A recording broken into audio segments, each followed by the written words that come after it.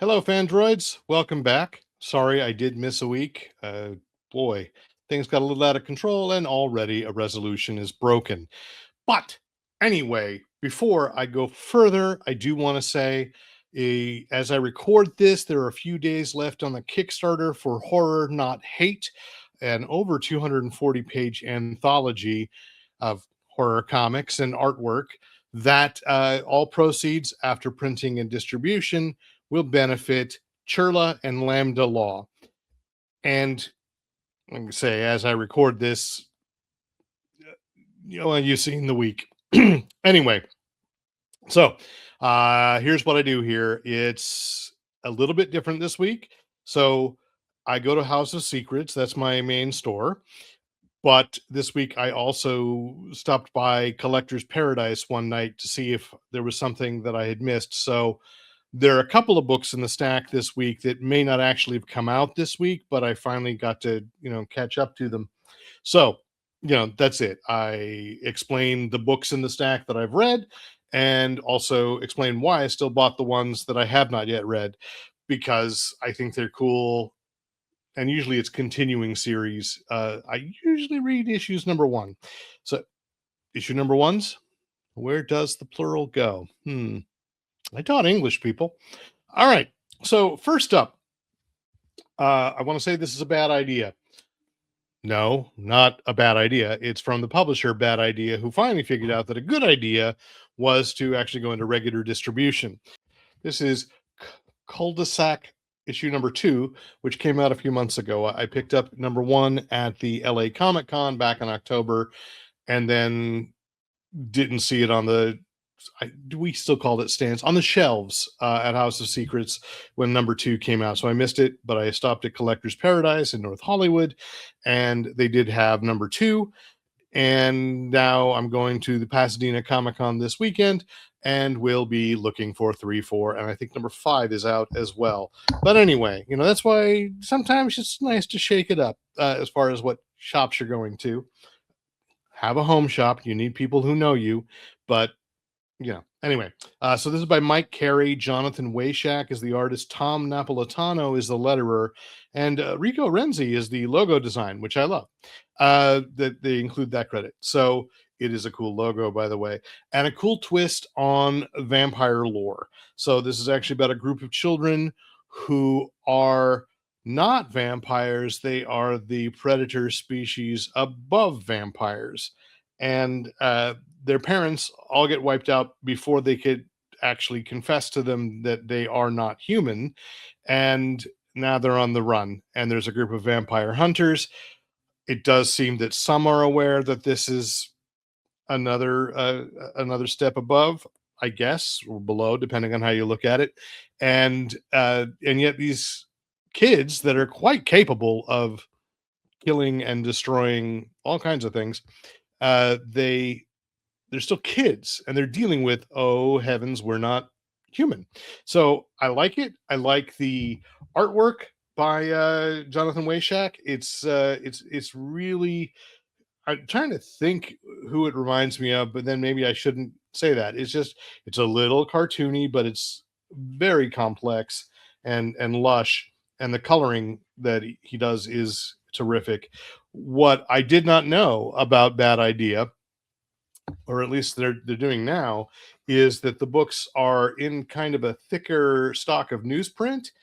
And I love that it was a surprise picking up this book and opening it and going, this feels like when I was a kid reading comics. Look, Baxter paper, Mando, whatever they are, they're great. The slick paper is fantastic. I get it because comics became collectibles on top of being readable things that people like to read. So I just like this flashback to old school.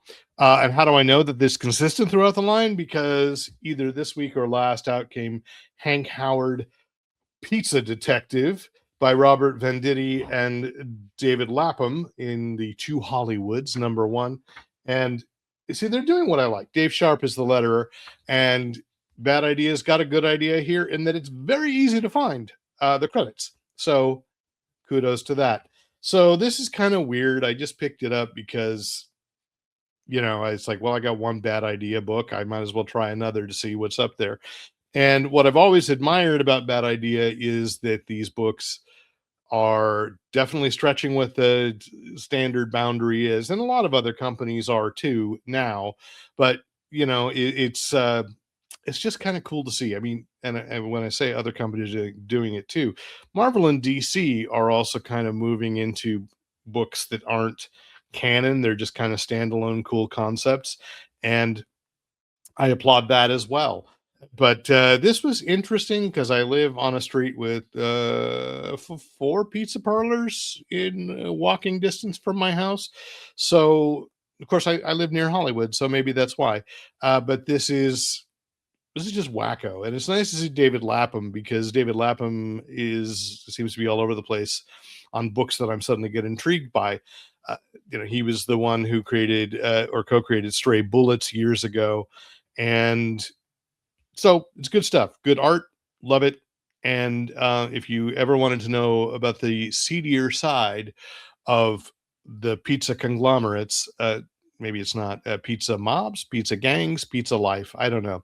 I also worked at a pizza parlor as a kid, so I liked this. I'm going to try to find number two. I think, like I said, this came out this week or last, so I'll go back there. And I realized, of course, I did skip last week, so there are some books that it won't be repetitive. Death to Pachuco from Image Comics. This is number 4. I'm on top of this one. Henry Barajas is the writer, co-designer, and letterer.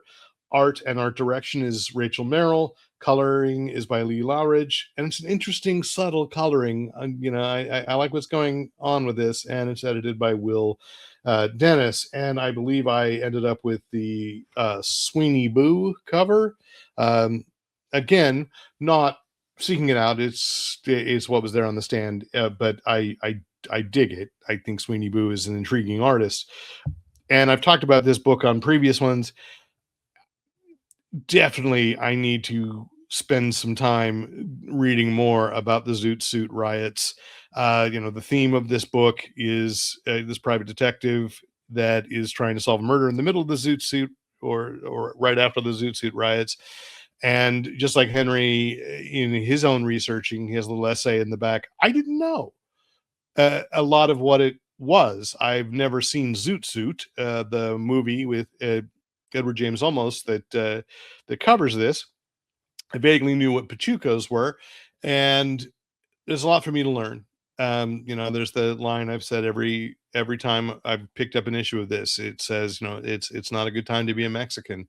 And again, hey, support horror, not hate, because at least we're going to give some money to Chirla, which will hopefully help some that are being harassed out and out.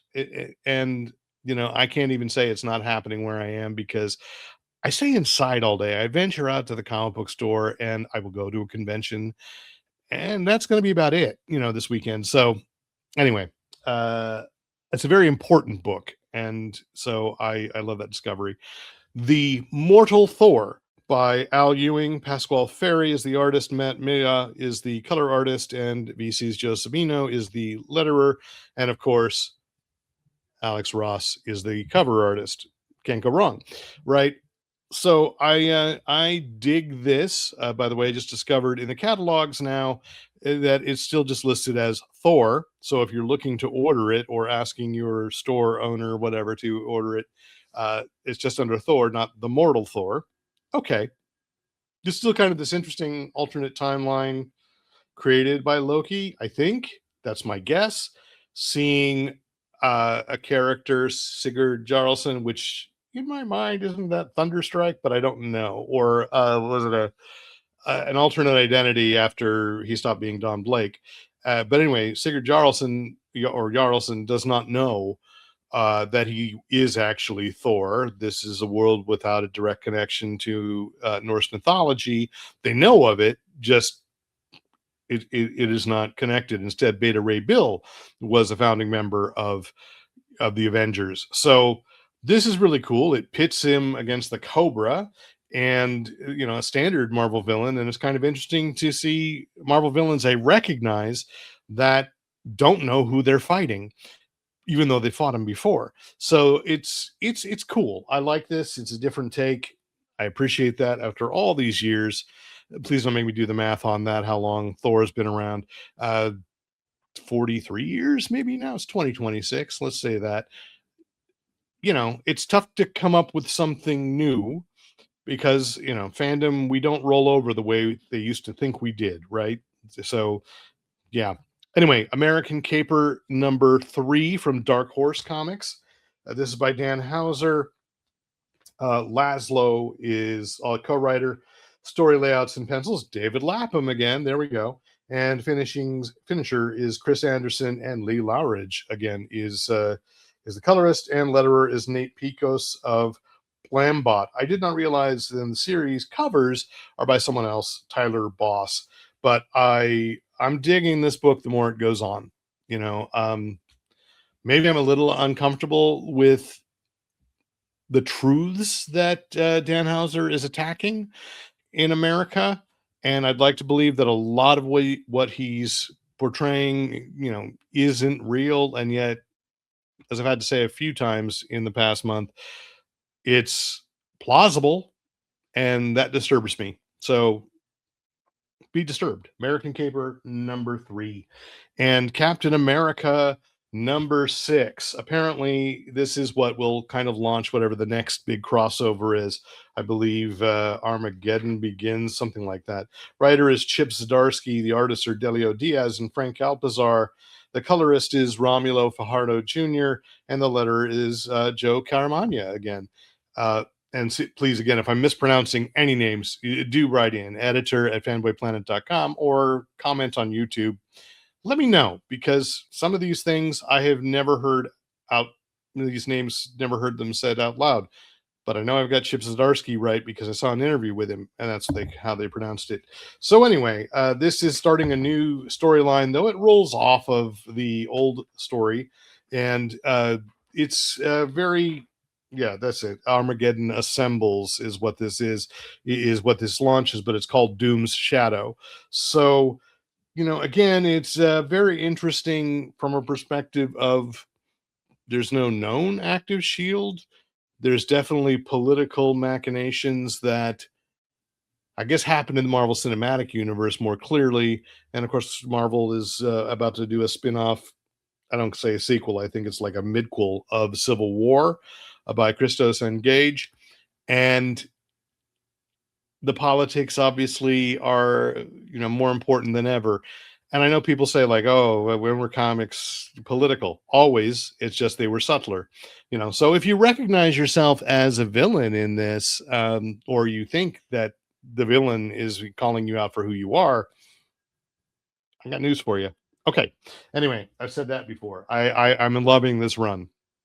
And Captain America. Oh my gosh, I'm buying 2 Captain America books a month. Alien versus Captain America and Captain Marvel, or the Marvel Captain Marvel. And this is cool. Frank Thierry, who's writing, I've blown hot and cold on in the past, like any writer, even the ones I absolutely, absolutely adore. There's some stuff that just doesn't resonate with me, but Stefano Raphael is the artist, and Neeraj Menon is the color artist, and Clayton Cowles is the letterer. And this is a really cool integration of Captain America mythos with alien mythos, and also including a lot of Kree. And so very different world. I don't know if this book is going to end well for our heroes, but I love that I don't know. So dig it. A couple weeks ago, realized I'd picked up Nova Centurion #3, and then I went back to House of Secrets and looked in the stacks and went, oh yeah, you got Nova Centurion 1 and 2. So I bought those. I read Nova Centurion 1. Have I said that title enough? And I kind of like it. Jed McKay is the writer. Alvaro, yeah, I'm saying that right. Alvaro Lopez is the artist. Colorist is Mattia Iacano, or color artist. I know people take the billing either way, colorist or color artist, and it's part of the art. It's part of the storytelling. So I have been bad in the past of not really paying attention to that, and I I'm awake to it in my older days. Corey Petit is the letterer, and it's cool. And this is a book that I want to say, I know it's on the heels of a cosmic event for Marvel, which Richard Rider does sum up in like a title, talking about himself. I'm Nova, the blah, blah, blah, blah, blah, blah, blah. I've done this. And I love that I didn't read that big event, and it still got me up to speed. Not, I didn't even have to read. Well, they didn't have a, previously uh, summation. It's just well done by Jed McKay. As far as the writing goes, you anything you need to know is there, and it doesn't feel like shoehorned exposition. So cool and a fun book. I hope that 2 and 3 follow through. As I've said a few times, I give every book 3 issues if it's not so bad that I know I'm going to hate it. Honestly, right now I can't think of any that's actually been. Maybe I have a problem. I don't know. But anyway, so uh, I've got all 3, and I can read them and figure out. But so far, and I'm sure this is a mini series. By the way, this is the Marvel way. I don't think it's going to be going past 12 issues. Not because it's not good, not because it won't sell well, but because this is the model. Constant relaunches because fans come in for number ones. Makes it really hard for the people outside. you know, there are things, but I don't know enough about the business anymore to, really talk about the Kickstarter versus stores model, except I'm in the middle of a Kickstarter. Maybe I mentioned that. So, this other thing, I've been keeping up with DC K.O., and I think I've read it all so far. I think there's a couple issues in the stack that I haven't yet. But Green Lantern Galactic Slam #1. I gotta think this is like an AEW crossover without really being one right now. This is with Kyle Rayner, and I'm gonna be honest, as though I dip in and out of Green Lantern like so many other heroes that I like, but it's hard to keep, obviously, stacks and stacks of books, right? So Jeremy Adams, I like as a writer. Sean Tormey and Pat Boutine are the artists, and the colorist is Romulo Fajardo Jr. Letterer is Buddy Bodon. And yeah, so this is wrestling. And again, I've said it before about the DC K.O. event. I just actually want them to go ahead and do the video game. That's clearly, what this is. Where DC, the New 52, failed in having that feel of a video game, and that's not against video games. Some of them have very complex narratives that I can't play very well because I forget how it works from the weeks between when I play. So it's both a fighting game and a good story. And I know it's not really a game; it takes forever. But I would not be surprised with the lead development time of video games that possibly, in 3 years we'll see a DC K.O. And yeah, and this was fun because it doesn't really have the Heart of Apocalypse involved. This is just Kyle and a few other characters that get involved in this cosmic wrestling match with fatal consequences. Like it's almost like War World, and I think they mentioned that it was kind of inspired by War World. That they travel from planet to planet near the end of the planet's life, like destruction's about to come, so they send it out with a bang with a fantastic wrestling match. And that's why I think it's AEW. So Kyle gets dragooned into being a wrestler, and hence the title Galactic Slam. And the main character introduced here as a wrestler apparently is not going away soon, and is going to show up in Green Lantern, and I think it's going to be fun. So I had fun with this. And that's really what I found interesting for me this week, is that all the books were fun and that I read, and I needed that. Well, except for American Caper, that was less fun than you know, distressing, but in a good way. So I needed some escapism. I think we all do, right? Yeah, I needed fun. Superman Unlimited #9. I didn't read it. I think I'm a couple of issues behind, so I'll get through the stacks. I promise this weekend. Well, I shouldn't promise. That's to me, right? And it's by Dan Slott. Artist is Mike Norton, who I love. Colorist is Marcelo Maiola, and the letter is Dave Sharp. So I do know that this is a book in which the bad guy is the prankster, which to me is the most hilariously stupid foe of Superman because he really just likes to pull pranks. I don't know. Dig it. So I'm looking forward to seeing what Dan Slott does with it because, you know, when he's playing with the ridiculous elements of a character, it's magic. So I'm looking forward to this. And yes, I'm drinking tea because I still don't really have my voice 100% back from the cold I had.